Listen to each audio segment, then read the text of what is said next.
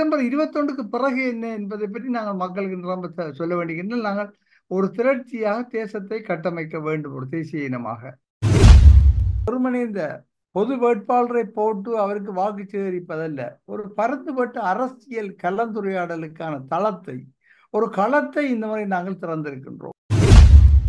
இதன் விளைவு இன்று தெரியாது, எதிர்வரும் பாராளுமன்ற தேர்தலில் அவர்களை பற்றி மக்கள் கொண்டிருக்கின்ற அந்த கணிப்பீடு அவர்களுக்கு புரியும். மக்கள் அதில் தெளிவாக அவர்களுக்கு செய்தியை சொல்வார்கள். சிங்கள மக்களுக்கு மறைத்து எந்த ஒரு விடயத்தை எங்களுக்கு செய்வதாக ரகசிய வாக்குறுதிகளை தரும் வேட்பாளரை நம்ப வேண்டாம். எங்களுக்கு அது தேவையும் இல்லை. நாங்கள் நிறுத்துகிறது ஒன்று, எங்கள் மக்களை ஓரணியாக திரண்டு ஒரு தேசமாக கட்டமைப்பதற்கு வாருங்கள் என்று அழைப்பதற்கான ஒரு குறியீடாகத்தான் நாங்கள் இந்த வாய்ப்பை பயன்படுத்துகின்றோம். இதில் வேறொன்றுமே இல்லை. கடந்த 80-90 வருஷங்களாக இலங்கையில் மிக ஆழ ஊறிப்போன சிங்கள பௌத்த தேசியவாத சிந்தனையின் அந்த மறைகரங்கள் உங்களை அந்த அளவு இலகுவாக ஒரு காரியத்தை செய்கிறதுக்கு அனுமதிக்கப் போவதும் இல்லை.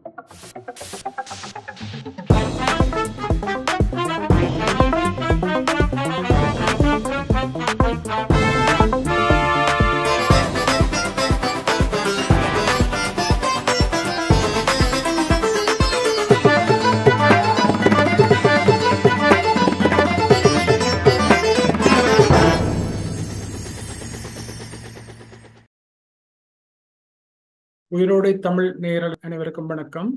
தாயகளம் நிகழ்வில் இந்த வாரம் நாங்கள் சந்திக்க இருப்பது பிரபல அரசியல் ஆய்வாளரும் சமூக செயற்பாட்டாளருமான செல்வின் அவர்களை சந்திக்கின்றோம். வணக்கம் செல்வின் அவர்களே. வணக்கம் பாரதி. வணக்கம் உயிரோடை தமிழ் நேயர்கள். வணக்கம்.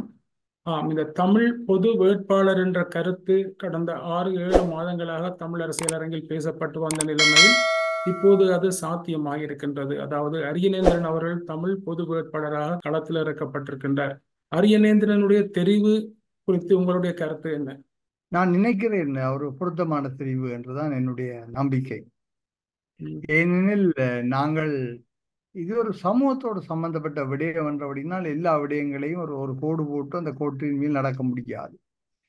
சில இடங்களில் நாங்கள் நெகிழ்வுத்தன்மையோடு தான் சில விடயங்களை கையாள வேண்டும். நாங்கள் ஆரம்பத்திலேயே இந்த விடயத்தில் ஒரு கிழக்கு மாகாணத்திலிருந்து ஒரு பிரதிநிதியை தெரிவு செய்ய வேண்டும் என்பதில் ஒரு தீர்க்கமாக இருந்தோம். அதற்கேற்ற முறையில் அதுவும் சில வழிகளில் பெண் கிடைப்பாராக இருந்தால் ஒரு பெண் பிரதிநிதியை தெரிவு செய்வது கூட நாங்கள் ஆயத்தமாக இருந்தோம். அதனால சாத்தியக்கூறுகள் ஒரு பக்கம் எந்த அளவுக்கு இருக்கின்றன என்பது. இரண்டாவது மறுபக்கத்தில் தேர்தல் விதிகள். இந்த தேர்தல் விதிகளை எவ்வாறு கையாளுவது, தேர்தல் விதிகளை எவ்வாறு திருப்தி செய்வது என்பது எங்களுக்கு இலங்கை தேர்தல் சட்டத்தின்படி ஒரு பாராளுமன்ற உறுப்பினராக முன்னாள் அல்ல இந்நாள் 2 நிலையிலே இருக்கிற ஒருவராக இருக்கும் என்று சொன்னால் அவர் சுயேட்சையாக கூட போட்டி போடலாம் என்ற ஒரு வாய்ப்பு இருந்தது. இல்லாமல் ஒரு தனி இனிமொரு ஒரு வெளியாளாக இருக்கும் சொன்னால் கட்சி கூடாக போட்டி போட வேண்டும். நாங்கள் ஏற்கனவே சொல்லியிருந்தோம், இந்த கட்சிகள் இந்த தங்களுடைய சின்னங்களை எங்களுக்கு தருவதாக இருந்தால் மீளவும் அதனை தேர்தலில் பயன்படுத்தக்கூடாது என்று. அப்போ அது கட்சிகளுக்கு ஒரு சங்கடமான நிலைமை.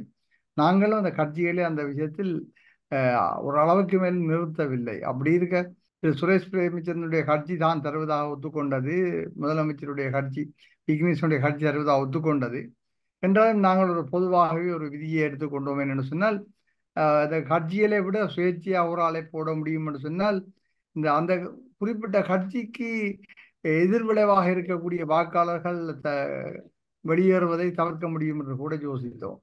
அந்த வகையில் நாங்கள் ஒரு பொருத்தமான ஆளை தேடும்போது அரியநேந்திரன் நீண்ட காலமாக தமிழ் தேசியவாதத்தோடு முழுமையாக நின்றவர், தன்னுடைய பெயரை பெரிய அளவில் பழுதாக்காதவர். எனவே அந்த வகையில் நாங்கள் அரியநேந்திரனை தெரிவு செய்து நான் நினைக்கிறேன் மிக சரியான முடிவாகத்தான் அது இருக்கின்றது. அந்த தமிழ் பொது வேட்பாளரை களமிறக்குவதற்காக உருவாக்கப்பட்ட தமிழ் சிவில் சமூக கட்டமைப்புகளுடன் நீங்களும் தொடர்ச்சியாக பயணித்த ஒருவர் என்ற முறையில் இதன் அடுத்த கட்டமாக எவ்வாறு இருக்க போன்ற, அதாவது இதனுடைய தேர்தல் விஞ்ஞாபனம் தயாரிப்பு, அது வெளியிடுவது, அது போன்றவற்றுக்கான நிகழ்ச்சி திட்டங்களை நீங்கள் தயாரித்து வைத்திருக்கின்றீர்களா? உண்மையில் இந்த தமிழ் பொது வேட்பாளரை நிறுத்துவது என்பது மட்டும் இந்த நிகழ்ச்சி என்றனுடைய அம்சம் அல்ல, பிரதான நிகழ்ச்சியும் அல்ல. உண்மையில் தமிழர்களை திரட்டி ஒரு தேசத்தை தேச கட்டுமானத்தை உருவாக்குவதன் நோக்கம். அந்த வழித்தடத்தில் பயணித்துக் கொண்டிருந்த சிவில் சமூக குடிசார் சமூக குழுக்கள் அல்லது ஆட்கள் இந்த தேர்தல் வரும்போது நாங்கள் ஒரு பொது வேட்பாளரை இதற்குள்ளேயே ஒரு அடையாளமாக குறியீடாக உருவாகி நிறுத்தி அதன் மூலம் மக்களின் திரட்சியை வேகப்படுத்தக்கூடாது என்ற ஒரு கேள்வியை கேட்கும் போதுதான் இந்த விடயம் முன்னின்றது. எனவே இங்கு முதன்மையானது பொது வேட்பாளராக ஒருவரை நிறுத்துவதன் ஊடாக மக்களின் திரட்சியை விரைவுபடுத்துவது. அந்த விரைவுபடுத்துகின்ற நிகழ்ச்சியால் இப்பொழுது நடந்து கொண்டிருக்கின்றது. இது செப்டம்பர் 21 தேர்தல் அன்றோடு முடிந்துவிடும். என்றால் இவர் ஒரு பதவியை பெற்றுக்கொள்ளப் போவதும் இல்லை, ஒரு பொறுப்புகளை ஆற்றப் போவதும் இல்லை. அவன் செப்டம்பர் 21க்கு பிறகு என்ன என்பதை பற்றி நாங்கள் மக்களுக்கு நிரம்ப சொல்ல வேண்டிய நாங்கள் ஒரு திரட்சியாக தேசத்தை கட்டமைக்க வேண்டும். ஒரு தேசிய இனமாக இலங்கையில் பல தேசிய இனங்கள் வாழுகின்றன. அந்த தேசிய இனங்கள் எல்லாம் பலங்கொண்ட தேசிய இனங்களாக சம உரிமையோடையும் சம அந்தஸ்தோடையும் வாழும்போது மட்டும்தான் இலங்கை தீவு ஒரு ஆரோக்கியமான ஜனநாயகத்தில் பயணிக்க முடியும், நீடித்த சமாதானத்தை காக்க முடியும் என்றபடியினால் அந்த விடயம் தான் இங்கு முதன்மையானது. இப்பொழுது தேர்தல் விடயத்துக்குள் நாங்கள் ஜனாதிபதி தேர்தல் இடையில் வந்தபடியினால் நாங்கள் ஜனாதிபதி தேர்தலில் இந்த பொது வேட்பாளரை இறக்கும் போது மரபு ரீதியாக ஒரு வேட்பாளர் வரும்போது அவர் ஒரு தேர்தல் விஞ்ஞாபனத்தை கொண்டு வருவார். தேர்தல் விஞ்ஞாபனத்தில் வழக்கமாக நான் வந்தால் வென்றால் எல்லாம் செய்வேன் என்று சொல்லி வாக்குறுதிகள் கொடுப்பது. இங்கு அப்படி ஒரு வாக்குறுதிகளும் கொடுக்க முடியாது. என்ன இங்கு வருவதும் இல்லை, வெல்வதும் இல்லை, அவர் செய்வதும் இல்லை. இங்கு உள்ள ஒரே ஒரு விடயம்தான், நாங்கள் இந்த பொது வேட்பாளராக ஏன் இதை வருகின்றோம், நீங்களே இந்த இதுக்கு வாக்களிக்க வேண்டும் என்ற அந்த கோட்பாடு என்னவோ அந்த கோட்பாட்டை பற்றி தான் பேச போகின்றோம். தேசமாக அணிதிரளல், தேசமாக எங்களை கட்டமைத்தல், பலங்கொண்ட தேசிய இனங்களில் ஒன்றாக இலங்கையில் எங்களை நிலைநிறுத்துவதன் மூலம் எங்களுடைய பேரம் பேசும் சக்தியையும் ஆளுகையையும் நிலைநிறுத்தி நாங்கள் ஒரு நிரந்தரமான ஒரு அரசியல் தீர்வுக்காக வழி சமைத்தல், இதுதான் அந்த நோக்கம். இதை விட விஞ்ஞாபனத்தில் ஏனைய மரபு ரீதியான விஞ்ஞாபனங்கள் மாதிரி நான் அது தருவேன் இது தருவேன், 2 கிலோ அரிசி சந்திர மண்டலத்திலிருந்து கொண்டு வருவேன், வானத்துக்கு பாலம் போடுவேன் என்றெல்லாம் சொல்வதற்கு இல்லை இங்கே ஒன்றும். அதாவது இந்த தேர்தல் நியமன பத்திரங்கள் தாக்கல் செய்யப்பட்ட பின்னர் மக்கள் மத்தியில சென்று உங்களுடைய பரப்புரைகளை கருத்துக்களை பரப்புவதற்கு எவ்வாறு செயற்திட்டங்களை நீங்கள் வகுத்து வைத்திருக்கின்றீர்கள்? இந்த நவீன தொழில்நுட்பம் வளர்ந்துள்ள தகவல் தொடர்பு சாதனங்கள் வளர்ந்துள்ள நிலைமையில் நாங்கள் 2-3 விதமான அணுகுமுறைகளை கையாள போகின்றோம். ஒன்று, நிச்சயமாக இந்த இலத்திரனியல் தகவல் சமூக ஊடகங்களை கூடிய அளவில் பயன்படுத்துவதன் மூலம் கருத்துக்களை பரந்த மட்டத்தில் எல்லாருக்கும் விரும்பின நேரத்தில் அவர்கள் பார்க்கக்கூடிய மாதிரி தந்திரோபாயம். அதே வேளையில் நாங்கள் ஒரு தேர்தல் சட்டப்படி நாங்கள் கூட்டங்களை வைக்கலாம். எனவே இந்த பிரச்சார கூட்டங்களை ஒழுங்கமைக்கப்பட்ட முறையில் வடக்கு கிழக்கு முழுவதும் சாத்தியமான எல்லா இடங்களிலும் அதை வைக்கிறது. மூன்றாவது, குறிப்பிட்ட தொகுதியினை இலக்கு வைத்து அந்த குழுவினரோடு நாங்கள் எவ்வாறு பேசுவது, உதாரணத்துக்கு இளைஞர்கள், மூத்தோர், பெண்கள், அப்படி பல்வேறு தொகுதியினரை எடுத்து அந்த தொகுதியினரை குறிப்பாக சந்திச்சு, அல்லது ஒரு தொழில் ரீதியாக தங்களை அடையாளப்படுத்தி கொண்ட விவசாயிகள், மீனவர்கள், கைத்தொழிலாளர்கள், வர்த்தக சமூகம், எப்படி பல்வேறு விதமான அடையாளங்களை கொண்ட குழுக்களை கண்டு ஏற்கனவே முதல் ஒரு வட்டம் சந்திச்சு இருக்கின்றோம். இப்பொழுது மீண்டும் அதை இனி தெளிவாக நாங்கள் செய்து அவர்களிடம் இந்த கலந்துரையாடலை உருவாக்குவோம். உண்மை இதில் உள்ள மிகப்பெரிய வெற்றி என்று சொன்னால் வெறுமனே இந்த பொது வேட்பாளரை போட்டு அவருக்கு வாக்கு சேகரிப்பதல்ல, ஒரு பரந்துபட்ட அரசியல் கலந்துரையாடலுக்கான தளத்தை, ஒரு களத்தை இந்த முறை நாங்கள் திறந்திருக்கின்றோம். மக்கள் சுதந்திரமாக, ஆரோக்கியமாக, நேரடியாக தங்களது கருத்துக்களை பகிரக்கூடிய ஒரு வாய்ப்பு உருவாக்கப்பட்டிருக்கின்றது. அதை நாங்கள் பின்பற்ற போகின்றோம். நீங்கள் இந்த பொது வேட்பாளர் தெரிவு அதனோட சம்பந்தப்பட்ட வேலைகளுக்காக வடக்கு கிழக்கின் பல்வேறு பகுதிகளுக்கும் பயணம் செய்திருப்பீர்கள் என்று நினைக்கின்றேன். அந்த வகையில இளைஞர்கள் மத்தியில, குறிப்பாக பல்கலைக்கழக மாணவர்கள் மத்தியில இந்த பொது வேட்பாளர் என்ற கருத்து எந்த அளவுக்கு செல்வாக்கை பெற்றிருக்கின்றது? நிச்சயம் இது என்ன ஒரு மிக முக்கியமான விடயம் என்றால், இலங்கையினுடைய அரசியல் கலாச்சாரம் மிக சீரழிந்து போயுள்ளது. ஒரு பாரம்பரிய முறையில் கட்சிகளுடைய தலைமைகள் முன்னின்று கட்சிகளுடைய கோட்பாடுகளின் அடிப்படையில் அரசியல் நிகழ்த்துவது என்பது பாரம்பரியம். அது சென்று தென்னிலங்கை தரப்பில் இப்படத்துல முற்றாக சிதைக்கப்பட்டுள்ளது. தமிழக தரப்பிலும் கூட இந்த கட்சிகளுடைய செயற்பாடுகள் அந்த அரசியல் கட்சிகளுக்குரிய நாகரிகத்துடன் நடக்கவில்லை.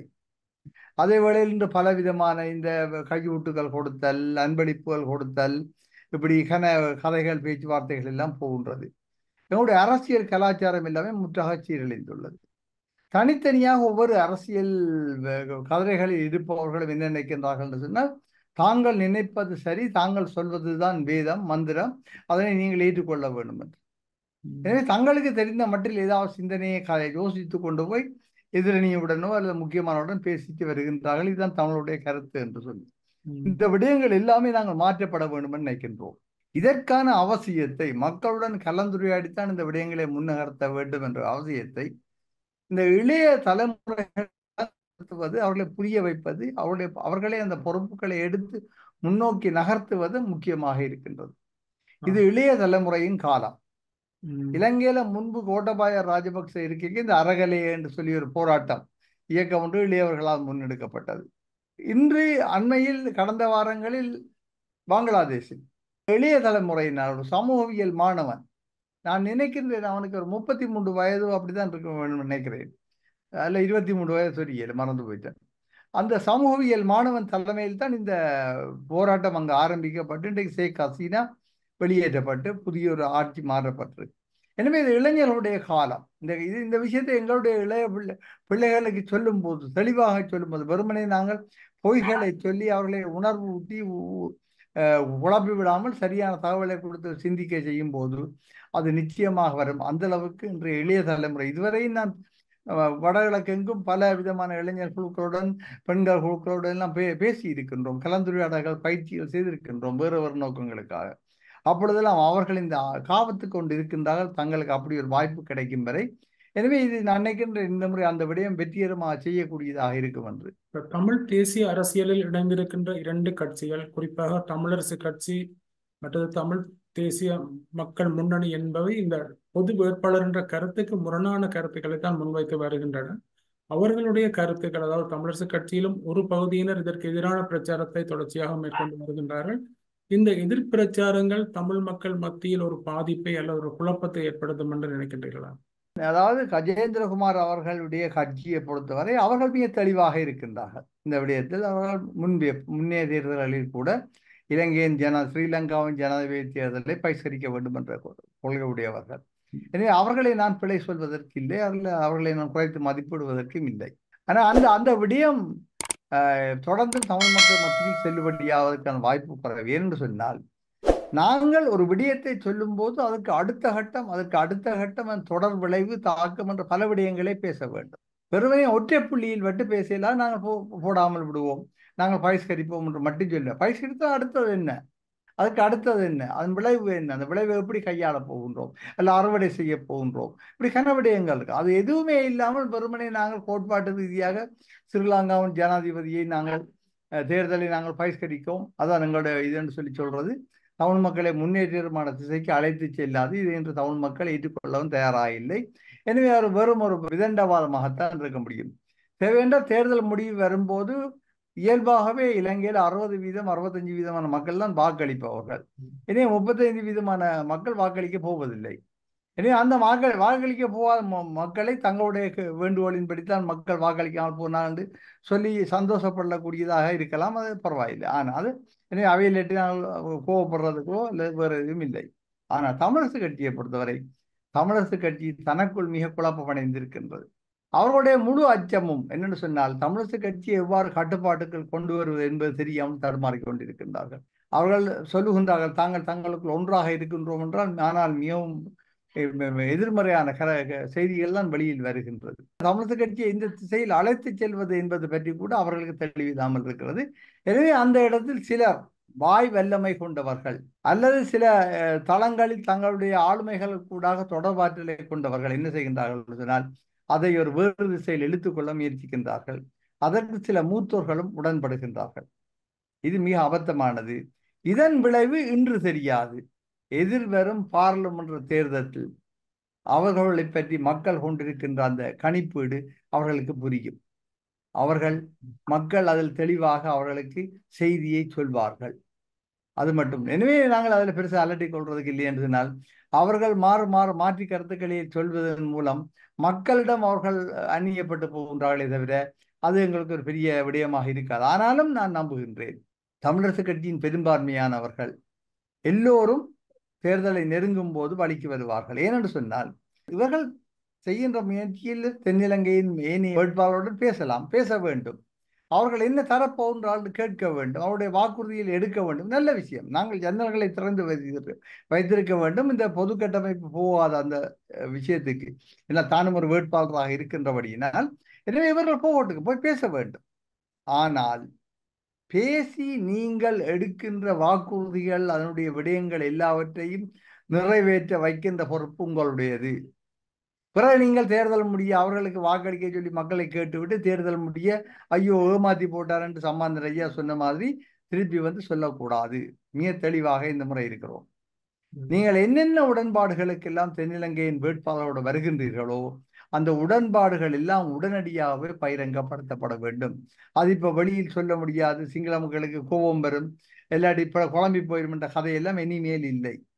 அடுத்து நாங்கள் ஒரு விடயத்தை இவர்களுக்கு சொல்றோம், சிங்கள மக்களுக்கு மறைத்து எந்த ஒரு விடயத்தை எங்களுக்கு செய்வதாக ரகசிய வாக்குறுதிகளை தரும் வேட்பாளரை நம்ப வேண்டாம். எங்களுக்கு அது தேவையும் இல்லை. எங்களை பொறுத்தவரை சிங்கள மக்களோட வெளிப்படையாக பிரகடனப்படுத்தி எங்களுடைய பிரச்சனையை தீர்க்கிறதுக்கு துணிவுள்ள வேட்பாளர் தான் எங்களுக்கு தேவை. அப்படிதான் பார்க்க வேண்டும். நீங்கள் வெளியில சொன்னால் சிங்கள மக்கள் அந்த வாக்களிக்காமல் போயிடுவார்கள், தோத்து போயிடுவார்கள், எனவே வெளியில சொல்ல மாட்டார்கள், வந்த பிறகு ஆட்சிக்கு வந்த பிறகு செய்வார்கள் என்ற இந்த கதை ஒன்றும் இந்த முறை வேண்டாம். எனவே தமிழக கட்சி என்ன செய்ய வேண்டியிருக்குன்னு சொன்னால், அவர்களும் வேட்பாளருடைய தேர்தல் விஞ்ஞாபனங்களுக்காக காத்திருக்கட்டுக்கும், காத்திருந்தார்கள் அதில் என்னென்ன விஷயங்கள் எல்லாம் கொண்டு வரதாக இருக்கட்டுக்கும், கேளுங்கள், நல்ல விஷயம். ஆனா கேட்டு போட்டு என்ன செய்யுங்கன்னு சொன்னால் அதை பற்றி மக்களுக்கு தெளிவாக கூற வேண்டும். முதலாவது விடயம். அப்படி கூறி நீங்கள் தற்செயலாக நீங்கள் அவர்களுக்கு ஆதரவு அளிப்பதாக சொன்னாலும் கூட உங்களுக்கு முதன்மையான கடமை இருக்கிறது.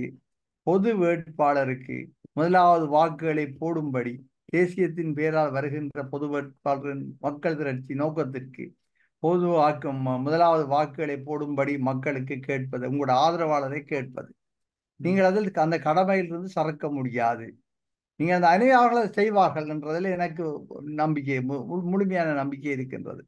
அவர்கள் காலத்தை பின்னடித்துக் கொண்டு இந்த பேரம் பேசுதல் அப்படி இப்படிலாம் ஓடுகின்றார்களே தவிர அவர்கள் ஒரு கட்டத்துக்கு மேல் ஓட முடியாது என்று சொன்னால் அவர்கள் இப்பொழுது திக்கு தெரியாத காட்டில் நிற்கின்றார்கள். எனவே அது பெரிய ஒரு வழிக்கு வருவார்கள். நாங்கள் இந்த அரசியல் கட்சிகளுடைய சங்கடங்கள், அதில் உள்ளவர்களுடைய தனித்த நிகழ்ச்சிகளை எல்லாவற்றையும் விளங்கி கொண்டுதான் செயற்பட வேண்டி இருக்கின்றது. நீங்கள் குறிப்பிடுகிறது போல் பார்த்தால் தமிழ் பொது வேட்பாளர் என்ற கருத்துக்கு எதிரான பரப்புரைகளை மேற்கொள்ளக்கூடிய தமிழ் தேசிய கட்சிகளின் பிரதிநிதிகள் அதற்குரிய விளைவுகளை பொது தேர்தலில் எதிர்கொள்வார்கள் என்பது நம்மளுடைய கருத்தா? நாங்கள் இங்கு ஒருவரையும் தமிழ் கட்சியில், தமிழ் தேசிய கட்சியில், ஏனைய கட்சிகள் பொது வேட்பாளருடைய விடயத்தை இது ஒரு தேவையில்லாத வேலை, பிரச்சனை விஷயத்தை பெருசாக்குறாங்க, ஒரு மீண்டும் ஒரு இனவாதம் வளரப்போகுது, இப்படி பல விடயங்கள் எல்லாம் இருக்கின்றது. அவர்கள் இன்னமும் ஒரு புதிய தளத்தில் சிந்திப்பதற்கு தயாராக இல்லை. அதுதான் உண்மை. அவர்கள் இன்னமும் அந்த கிணத்துக்குள் இருந்து கொண்டுதான் அந்த கிணறு தான் உலகம் என்று சிந்திக்கின்றார்கள். அதுக்கு வெளியில் நாங்கள் இந்த ஆங்கிலத்தில் சொல்வார்கள் think out of the box சொல்லி போட்டு நாங்கள் அந்த பெட்டிக்குள்ளே இருந்து வெளியில வருவதில்லை. நேற்று முந்தினால் கூட ஒரு மலையகத்து பார்லிமெண்ட் உறுப்பினர் நினைக்கிறேன், இது ஒரு தேவையில்லாத வேலை, தமிழ் மக்கள் அவையில் இலங்கை என்று பார்க்காமல் இதுக்குள்ள நிற்க பார்க்கிறோம், வடகிழக்கு நிற்க பார்க்கிறோம், அப்படியெல்லாம் சரியில்லைன்னு செய்து அவர்களுக்கு விளங்கையில் என்னென்னு சொன்னால் அவர்களால் புரிய கஷ்டமா இருக்கின்றது. அவர்கள் அந்த சூழல், அவர்கள் சிந்தனை சூழல், அவர்கள் அந்த சிந்திக்கின்ற முறையில் அவர்களை சுற்றி இருக்கிற சூழல் அவர்களுக்கு இந்த விடயத்தை முழுமையாக புரிய வைக்க முடியாமல் இருக்கின்றது. அவர்கள் புரிய முடியாமல் அவர்களை செய்திருக்கின்றது. அடிப்படையில் என்னென்னு சொன்னால், நாங்கள் இலங்கையில் பலங்கொண்ட தேசிய இனங்களை கட்டியெழுப்புவது பற்றித்தான் நீங்கள் பேசுகின்றோம். இங்கே எந்த வேட்பாளருக்கும் எதிராக நாங்கள் இந்த பொது வேட்பாளரை நிலைநிறுத்தவில்லை, ஆதரவாகவும் நிலைநிறுத்தவில்லை. ஏதாவது நிழல் நிகழ்ச்சிகளுக்கு ஷேடோ ப்ரோக்ராம் அதுக்கும் நாங்கள் நிறுத்தவில்லை. நாங்கள் நிறுத்துகிறது ஒன்று, எங்கள் மக்களை ஓரணியாக திரண்டு ஒரு தேசமாக கட்டமைப்பதற்கு வாருங்கள் என்று அழைப்பதற்கான ஒரு குறியீடாகத்தான் நாங்கள் இந்த வாய்ப்பை பயன்படுத்துகின்றோம். இதில் வேறொன்றுமே இல்லை. இதை அவர்கள் ஆழமாக புரிந்து கொள்ளும்போது அந்த விடயம் விளங்கும். என்று மலையகத்தில் உங்களுக்கு தெரியும், மலையகத்தில் அவருடைய நாளாந்த சம்பள விடயத்தில் கூட 1700 ரூபாய் சம்பளம் கொடுக்க வேண்டும் சொல்லி கடைசியாக இப்பொழுது மீண்டும் 1350 ரூபாய் சம்பளமும் 380 ரூபாய் ஊக்குவிப்பு படியும் என்ற மாதிரி கதைக்க வலிக்கிடுகின்றார்கள். அந்த 380 ரூபாய் ஊக்குவிப்பு படிக்கின்றது பேருந்து இல்லாமலே போயிடும், அது தடுமாறும். எனவே இந்த விடயத்தில் என்னவுமே தெளிவில்லாமல் தான் தடுமாறிக்கொண்டிருக்கின்றார்கள். அப்ப இது மிக ஆபத்தானது. அவர்கள் இந்த மலைய மக்களை பொறுத்தவரை அவர்கள் இந்த தொழிற்சங்க நிகழ்ச்சிகளுக்கு வெளியில் ஒரு அரசியல் நிகழ்ச்சிகளுக்கு வந்தால் மட்டும்தான் இதை புரிந்து கொள்வார்கள். இல்லாவிட்டால் ஒரு கஷ்டம். அவருடைய காணி நில பிரச்சனை கூட தொழிற்சங்கம் என்கின்ற பார்வை இல்லாமல் அரசியல் கட்சியாக ஒரு மாற வேண்டும் முழுமையாக. தொழிற்சங்க அரசியல் கட்சியாக மாறக்கூடாது, அரசியல் கட்சியாக மாறணும். தங்களை தாங்களோட தேசிய இனமாக பார்க்கும்போதுதான் அவர்களுக்கு புரியும் கண்டிய மண்ணிலேன் தங்களுக்கு காணி கிடைப்பதில் பிரச்சனைகள் சங்கடங்கள் இருக்கின்றன என்று. இப்போ ரணில் விக்ரமசிங்க ஐயா சொல்லியிருக்கிறார், அல்லது சஜித் பிரேமதாஸ் ஐயா மனோ கணேசனோட ஒப்பந்தம் செய்திருக்கிறார். நாங்கள் இந்த கம்பெனிகளை எல்லாம் ஒப்பந்தங்களை ரத்து செய்து நாங்கள் லைன்களை எல்லாம் இல்லாமல் செய்து கிராமங்களை ஆக்குவோம் என்று. நடைமுறையில் அவைகள்லாம் நடக்கும் போது மட்டும்தான் உண்மை. இல்லையென்று சொன்னால் இது காலம் கடந்து போகும். எனவே இது ரணில் விக்ரமசிங்க ஐயா சொல்லியிருக்கிறார். இப்ப அடுத்த சமஷ்டி பற்றி பேசும்போது நாங்கள் அடுத்த பாராளுமன்றம் ஒரு பலங்கொண்ட பாராளுமன்றமாக வரும் என்று சொன்னால் வரும்போது நான் அதை யோசிக்கக்கூடியதாக இருக்கும் என்று. இலங்கையில் இனி பலங்கொண்ட பாராளுமன்றம் வராது. ஏனென்றால் பலங்கொண்ட பாராளுமன்றம் வர வேண்டும் என்றால் பலமான அரசியல் கட்சிகள் இருக்க வேண்டும். இங்கு இப்போ அரசியல் கட்சிகளெல்லாம் 2, 3, 5 துண்டுகளை ஆக்கி போட்டு எல்லாரையும் முதிரிகளாக அங்கிடுதத்திகளாக அங்கேயும் இங்கேயுமாக பாய விட்டுட்டு இனி எங்கய்யா உங்களுக்கு பலங்கொண்ட பாராளுமன்றம் பெறப்போகுது? நீங்கள் எல்லோரும் இனிமேல் உதிரிகளாகத்தான் பாராளுமன்றத்தில் இருக்க போகின்றீர்கள். அப்படியே மாறி மாறி பாஞ்சு கொண்டு பின்னால் பெட்டிகளையும் குட்டிகளையும் வாங்கி கொண்டிருக்க போறீங்களே தவிர பலங்கொண்ட பாராளுமன்றம் ஒரு நாளும் பெறப்போவதில்லை. அதே வேளையில் கடந்த 80-90 வருஷங்களாக இலங்கையில் மிக ஆழ ஊறிப்போன சிங்கள பௌத்த தேசியவாத சிந்தனையின் அந்த மறைகரங்கள் உங்களை அந்தளவு இலகுவாக ஒரு காரியத்தை செய்கிறதுக்கு அனுமதிக்க போவதும் இல்லை. தமிழ் பொது வேட்பாளர் என்ற அறிவிப்பு வெளியிடப்பட்ட உடனடியாகவே 2 அழைப்புகள் கொழும்பிலிருந்து இந்த பொது கட்டமைப்புக்கு வந்தது. ஜனாதிபதி ரணில் விக்ரமசிங்கவும் எதிர்க்கட்சி தலைவர் சஜித் பிரேமதாசவும் பேச்சுவார்த்தைக்கு அழைத்திருந்தார்கள். இந்த பேச்சுவார்த்தை அழைப்பை பற்றி நீங்கள் எவ்வாறு பார்க்கின்றீர்கள்? அவர்கள் கொடுத்த வாக்குறுதிகள் குறித்து உங்களுடைய கருத்து என்ன? அவர்கள் ஒவ்வொரு தேர்தலில் போட்டியிடும் ஒவ்வொரு வேட்பாளர்களுக்கும் அல்ல அவர்கள் சார்ந்த கட்சிகளுக்கும் அவர்களுக்கு கடப்பாடு இருக்கின்ற தாங்களேன் கேட்கின்றோம், நீங்கள் எங்களை ஏன் ஆதரிக்க கூடாது என்று சொல்வதற்கும் கேட்பதற்கும் அவர் அழைப்பார்கள்.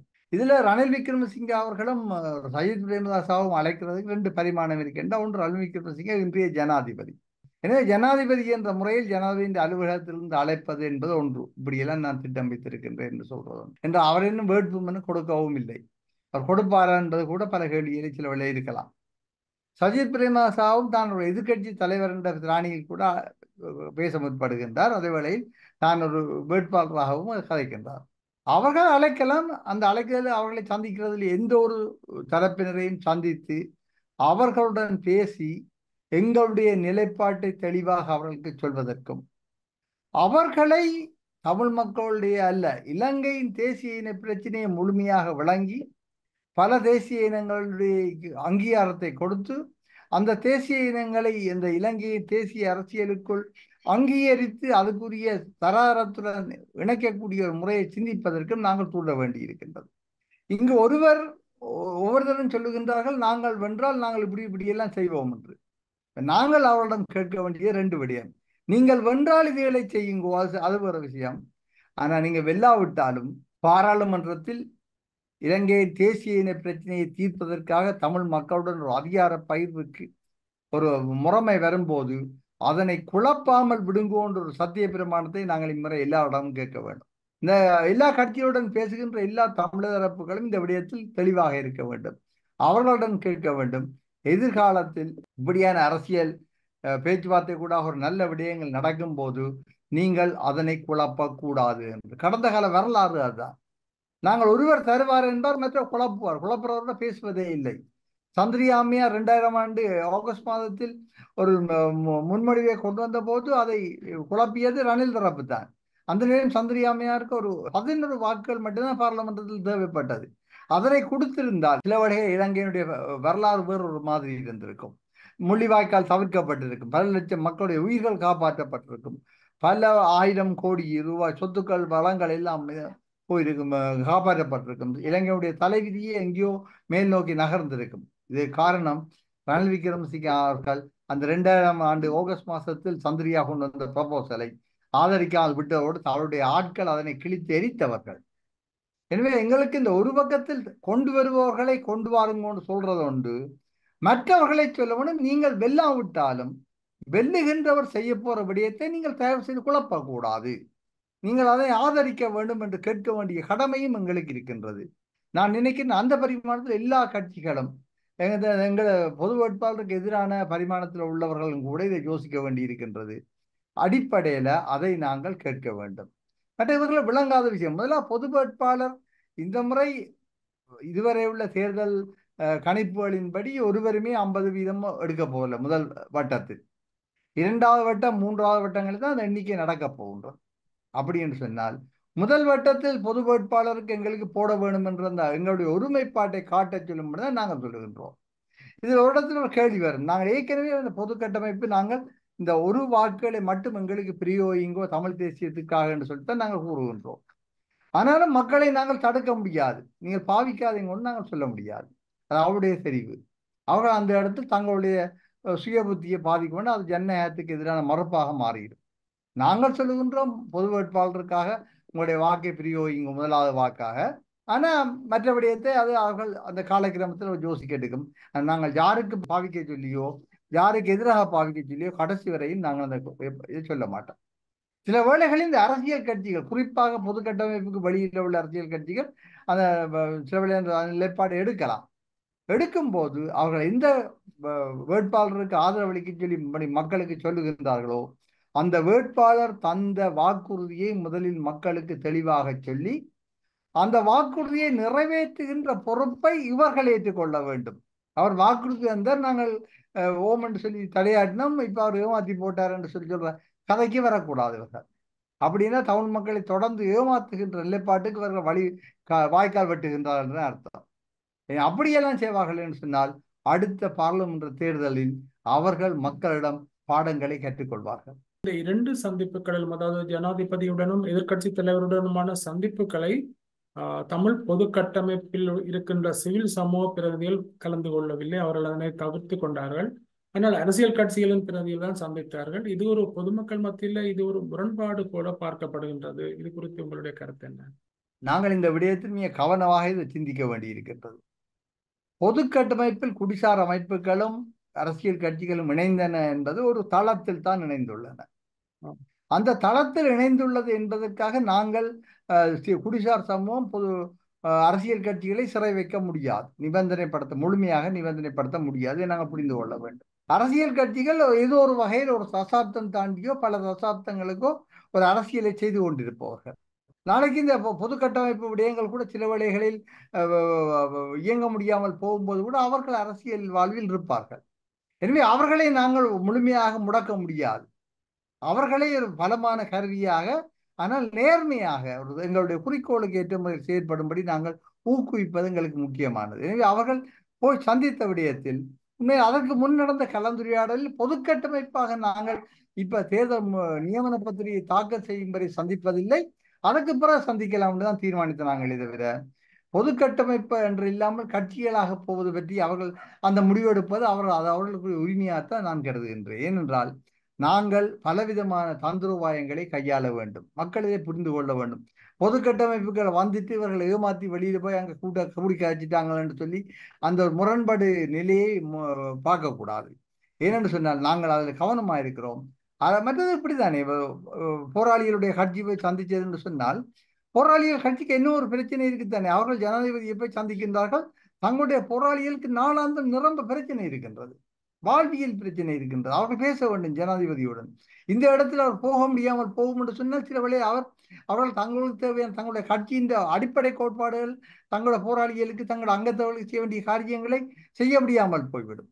எனவே அப்படியான விடயங்கள்லாம் நாங்கள் கணக்கு விடயங்களை யோசிக்க வேண்டி இருக்கின்றது. உதாரணத்துக்கு என்ன ஒரு விடயத்தை சொல்லாம், இந்த விடயத்தை தொடர்பில்லாட்டியும் கூட சமந்தனையாவோட மறைவுக்கு பிறகு திரு கோதாசன் அவர்கள் திருவண்ணாமலையில் பாராளுமன்ற அங்கத்தவராக வந்திருக்கின்றார். அவர் அண்மையில் ஜனாதிபதி ரணில் விக்ரமசிங்காவை கூப்பிட்டு கொழும்பு திருவண்ணாமலை நகரசபை மண்டபத்தில் ஒரு கூட்டம் வைத்து திருவண்ணாமலையினுடைய முதன்மையான பிரச்சனை பற்றி பேசியிருக்கின்றார். அப்பொழுது நாங்கள் சொல்ல முடியாது, இல்லையா தமிழ் தேசியத்தை விட்டுட்டு அவர் அங்கே வேறு வழியில் போய் திருவண்ணாமலை மக்களுடைய பிரச்சனை வேறு. அங்கே கடந்த 3-4 வருஷங்களாக சம்பந்தனையா முதுமையோ அல்லது சோமில்லையோ அல்லது வேறு நோக்கமோ என்னவோ திருவண்ணாமலை கணக்கு அங்க கையாளப்படவில்லை. எனவே இந்த முதல் எடுப்பிலேயே கோதாசன் அப்படி ஒரு நகர்வை எடுத்திருக்கிறார். அவர் தமிழ் தேசியத்தின் பால் இல்லாமல் போகவில்லை, தமிழ் தேசியத்தின் பால் நின்று கொண்டு உடனடியாக திருவண்ணாமலை மக்களை அழுத்துகின்ற வாழ்வியல் பிரச்சனைகளை அங்கு பேசியிருக்கின்றார். எனவே அப்படி பார்க்க சில விடயங்களில் நாங்கள் எவ்வாறு கவனமாக நெகிழ்ந்து கொண்டு போக வேண்டும் என்ற விடயங்களில் நாங்கள் மிக அவதானமாக இருக்கின்றோம். எனவே குற்றம் கூறுவதோ அல்லது பிழைபிடிப்பதோ நோக்கமாக இருக்க இயலாது. நன்றி திரு செல்வின் அவர்களே, உங்களுடைய நேரத்தை ஒதுக்கி இந்த நேர்காணலை வழங்கியமைக்காக லண்டன் உயிரோடை தமிழ் வானொலியின் சார்பில் நன்றிகளை தெரிவித்துக் கொள்கின்றோம். வணக்கம். நன்றி, வணக்கம்.